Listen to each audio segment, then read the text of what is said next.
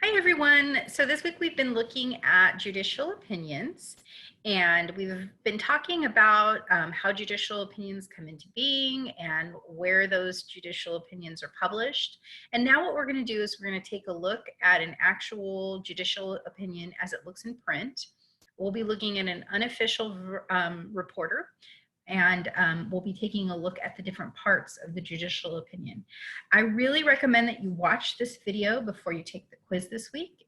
This video should help you in being successful in taking that quiz, as I'm going to go over the different parts of the judicial opinion, and that's what the quiz will cover.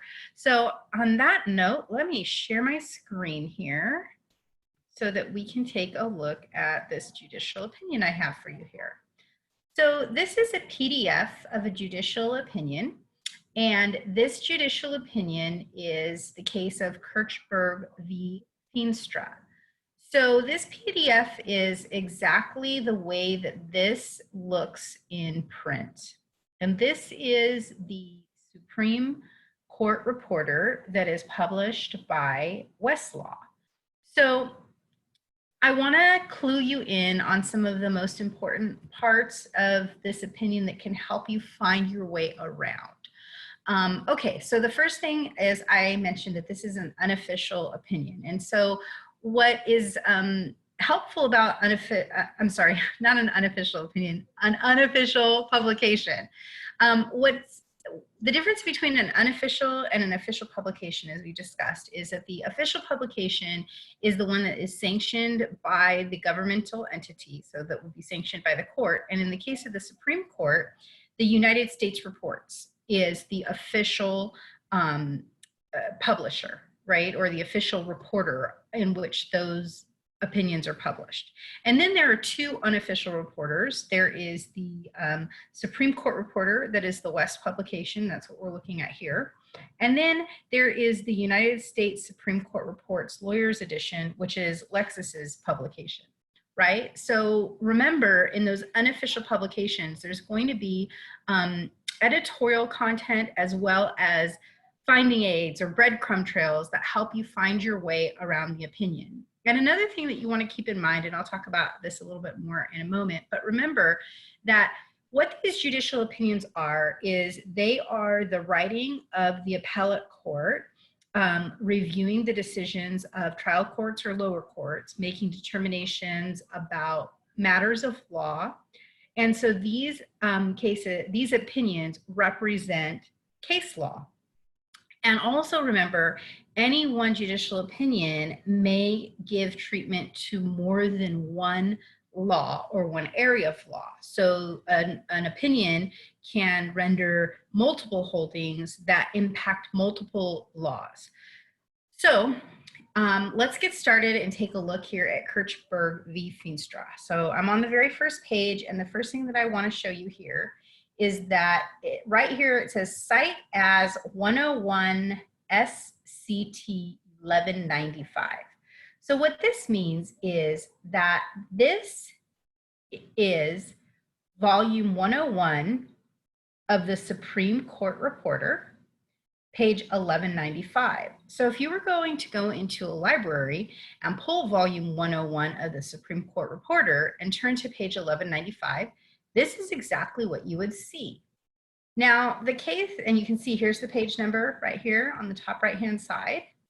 Now, what's nice about these cases is that they don't limit to showing the information about the citation for the reporter that they are published in, but they also cover the parallel citations. So parallel citations refer to the other reporters that this case is also published in. So this case is also published in the Official Reporter, the United States Reports, in volume 450 of the United States Reports. If you were to turn to page 455, Kirchberg versus Feenstra would be on that page. Also, if you look down here where the case begins, this is the tail end of another case, and so the case as reported by this West publication starts right here.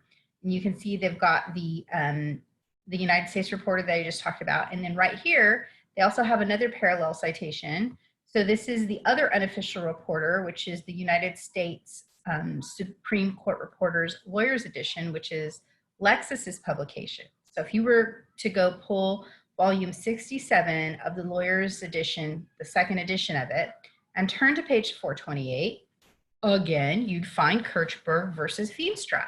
So that's nice because in the olden days, before people used computers, not every attorney had all three of the different publications. They might rely on these different publications in their law office. So if you were told to go look up this citation, but in your office you only had the lawyer's edition, you would know where to go because you'd have this parallel citation information.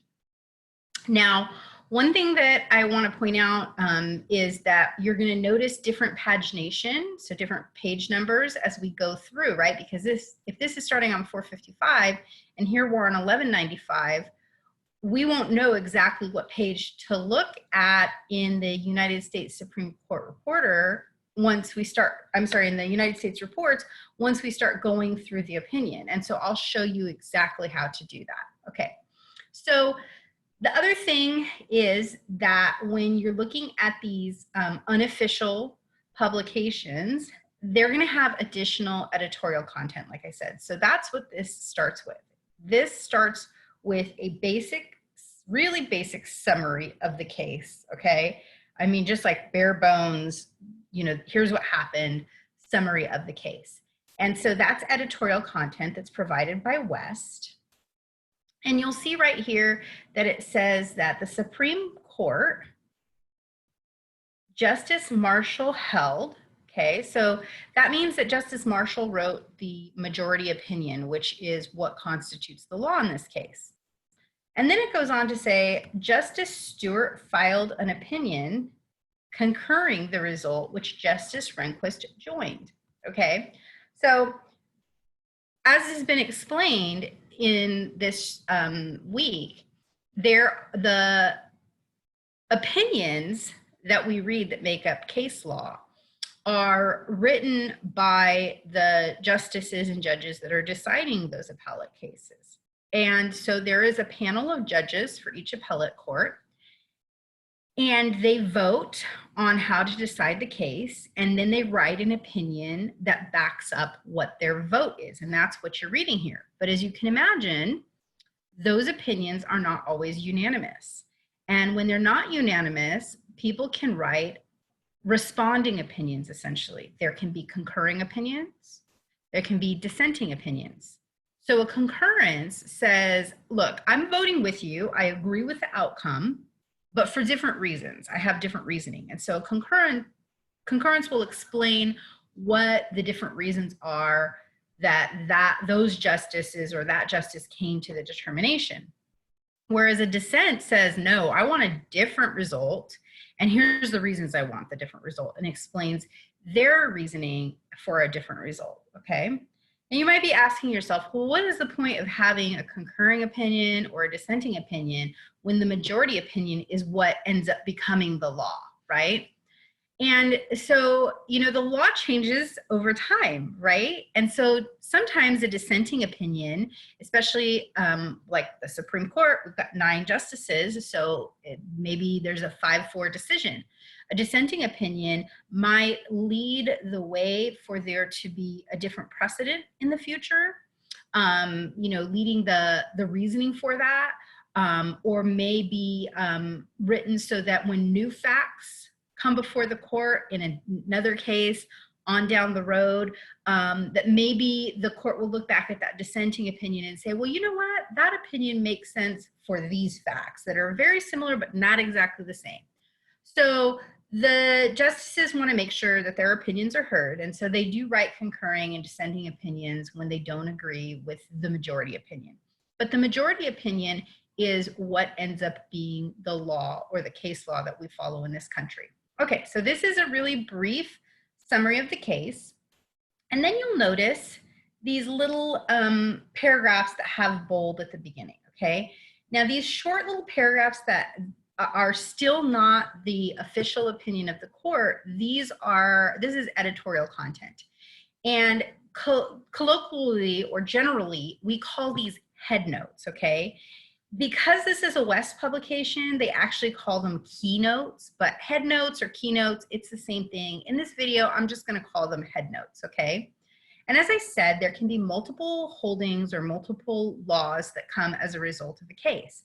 So what a head note does is it summarizes the points of law that are contained within this opinion. So you can see this one here, one, constitutional law, husband and wife. So what does the Constitution have to say about husband and wife relations? And then number two is constitutional law. And there is a number three that is courts, okay? Now, this is a really short case, so there's only 3 head notes.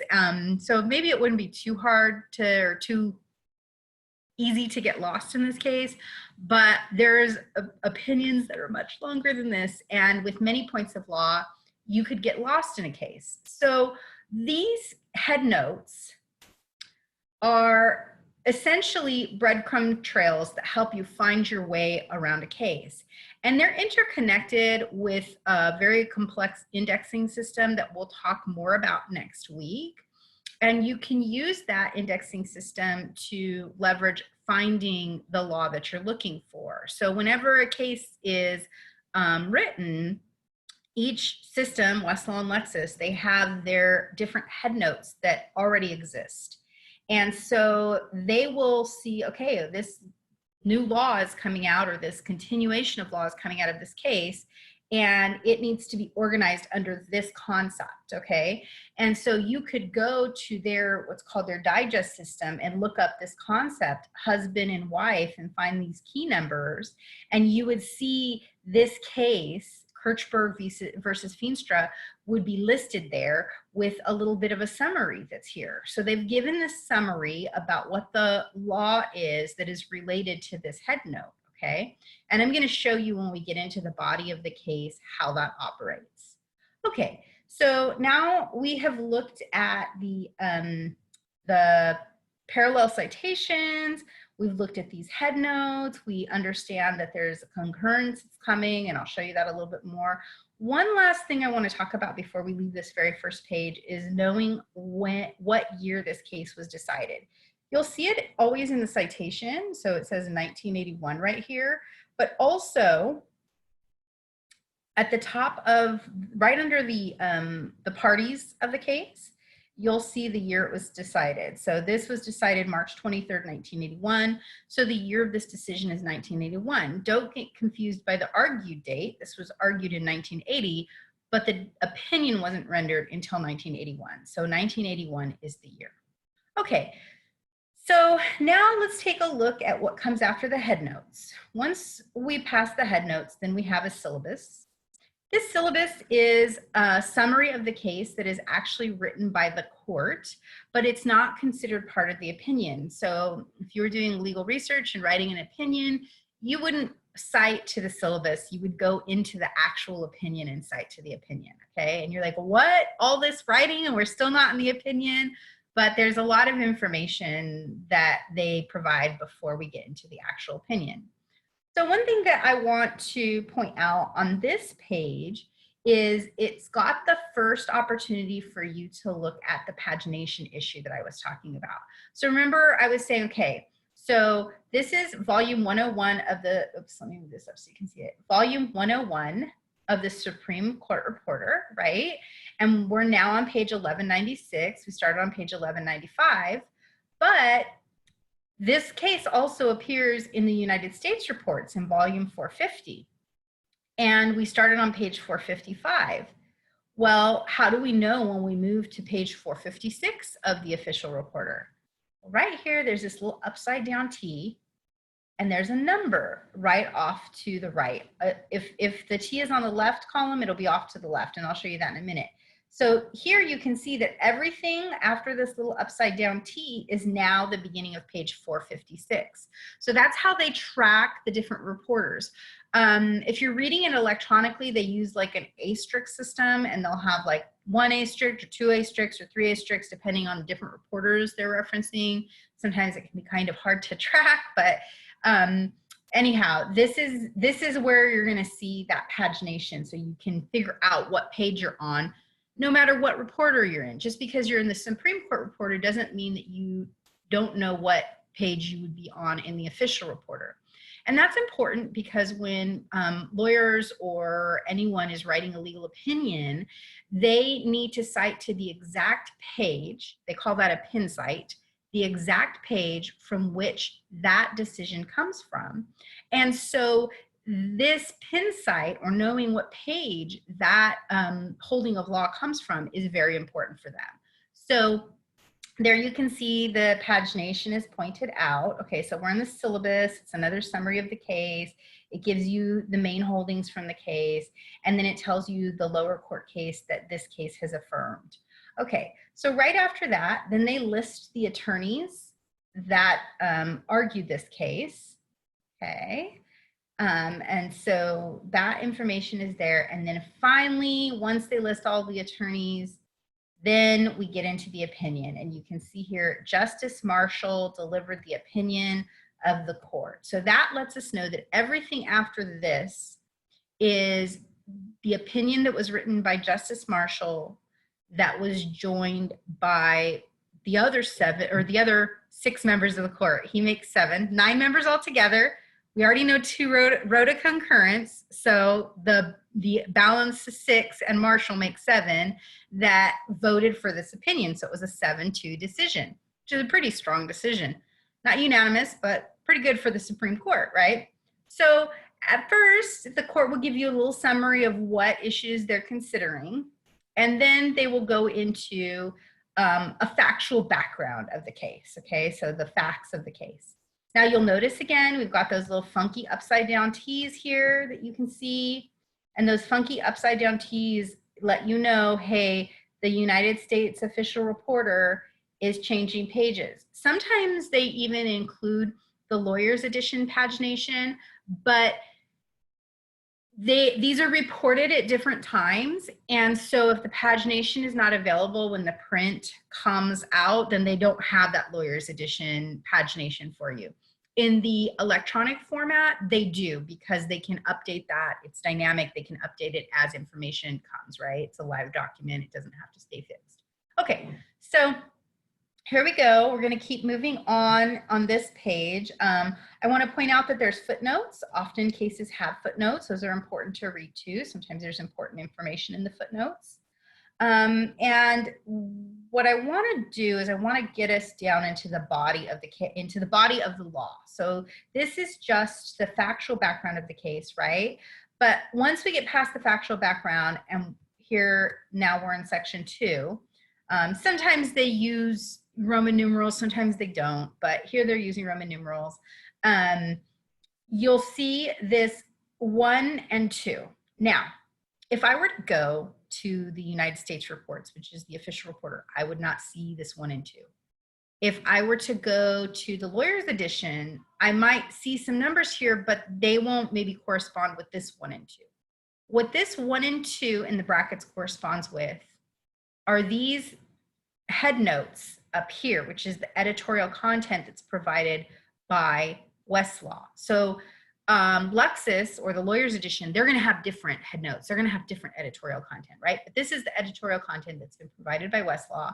And so this 1 and 2 here, and then there's 3 down here, these summaries match here. So if I was only interested, I'm not interested in the law that was created by Head Note 3. Well, it's not created by Head Note 3, it's created by the judicial opinion. But the law that's referenced in Head Note 3, I'm only concerned with the law that's referenced in Head Note 1 or 2, then I might not start out by reading the entire opinion. I might just head right here to this part of the case where 1 and 2 are highlighted and read this section first and determine whether this court whether the rules set forth by this court apply to my issue that I'm researching. Okay, so that's how they indicate that, hey, look here, this is where the court is going to give you the common law or the case law that is tied to these 2 issues or topics that you're interested in researching. So those are finding aids, editorial content that exists in the unofficial reporters. Okay, so head notes, that's pretty important. So we talked about the syllabus of the case. Let me make sure there's, okay, there we go. Okay, attorneys talked about who delivers the opinion. Okay, so now what I want to do is I want to show you. Okay, so there's 1 and 2. And then you'll see that as we go on, here's number 3. So this section here, it just happens that it's Roman numeral 3. That doesn't always work out that way, but this is a pretty brief case. So here's head note 3, and this is where the court is giving the law that has to do with the topic that was covered in head note 3. Okay, so I'm going to continue on, and we're getting close to the end of the case here. And you can see that this next case is going to start at the end of this case, right? So this next case, Michael M. versus the Superior Court of Sonoma. That's not what we're interested in. We're interested in this case here. So the opinion ends, and here it ends. Accordingly, the judgment of the Court of Appeals is affirmed, so ordered. Okay, so that was the final determination of the Supreme Court on this issue. But Justice Stewart and Justice Rehnquist, while they agree with the result, they don't like the reason that the court decided. So you can see here Justice Stewart, with whom Justice Rehnquist joins concurring in the result, sets forth their legal reasoning for why the court should have come to this decision. Okay, so this is a concurring opinion. Okay, now if there's anything other than a majority opinion, and sometimes they're not, sometimes there's just a majority opinion, and even if you're dissenting, the judge doesn't write a dissent. But if there is a concurring opinion written or a dissenting opinion, you'll see it here at the end. Okay, it'll be after the main opinion. You'll see this little, it's easy to miss, but and sometimes the concurrence or the dissent can be pages long as well. So, just going to the last paragraph, you can miss it. You got to look for it in there, but it will always be after the majority opinion. Okay. And so that is what you're looking for when you're reading these cases. These are the different finding aids that exist and the unofficial opinions that are published by the main publishers, Westlaw and Lexis. They add all of this content that helps you digest and understand. And as we'll talk about next week, also help organize the information so that you can find it. So I know this video is a little bit long, but I think it's really important because you need to understand how to actually read a judicial opinion, what it looks like, and that's what the quiz is about. So please watch this video. You can watch it while you take the quiz and pause it, whatever you need to do. And if you have any questions about any of this, please feel free to reach out to me. Thanks, and have a great rest of your week.